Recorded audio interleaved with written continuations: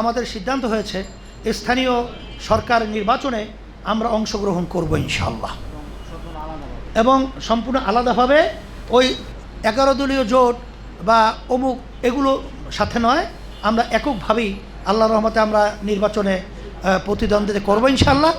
আর সাথে সাথে আমরা স্থানীয় নির্বাচনের সরকার আমরা বিশেষ করে ঢাকার দক্ষিণ এবং উত্তরের সিটি মেয়র হিসেবে আমরা প্রার্থী আল্লাহর মধ্যে ঠিক করেছি।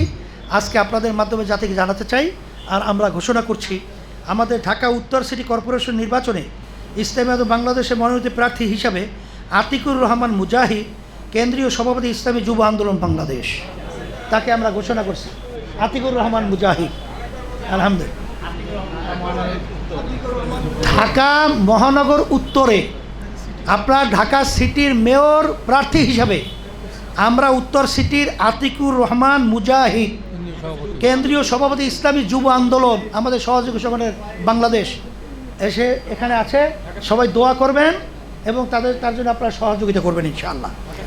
আর উত্তর আর ঢাকা দক্ষিণে আমরা প্রার্থী হিসাবে আমাদের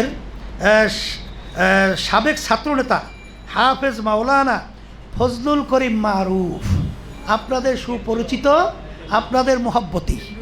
এখন আমরা দেখব যে আপনারা তার সহযোগিতা কিভাবে করেন। আল্লাহ কবুল করুক। আমাদের কেন্দ্রীয় প্রচার ও দাওয়া বিষয়ক সম্পাদক মারুফ, আলহামদুলিল্লাহ, তাকে ঢাকা দক্ষিণে মেয়র প্রার্থী হিসেবে আমরা ঘোষণা করছি। আপনাদের সকলকে ধন্যবাদ। আর এই যে বিভিন্ন অরাজকতা চলছে, এইটা যতক্ষণ পর্যন্ত মানবতা না আসবে, দেশপ্রেম না আসবে, ভদ্রতা না আসবে, ততক্ষণ পর্যন্ত কোনো সেক্টরই আপনার সুন্দর পরিবেশ তৈরি হবে না। আর এই সুন্দর পরিবেশের জন্যই আমরা জাতীয় নির্বাচন আমরা চেয়েছিলাম সবাই একত্রিত হয়ে আমরা এই দেশটাকে সুন্দর দেশ গর্ব, কিন্তু কিছু লোভী এবং স্বার্থন্বেষী মহল এবং এককভাবে ক্ষমতায় যাওয়ার ক্ষমতা লিপ্সুদের জন্যই এটা হলো না। এই জন্য আমি দুঃখিত এবং আপনাদের সবাইকে ধন্যবাদ জানাই।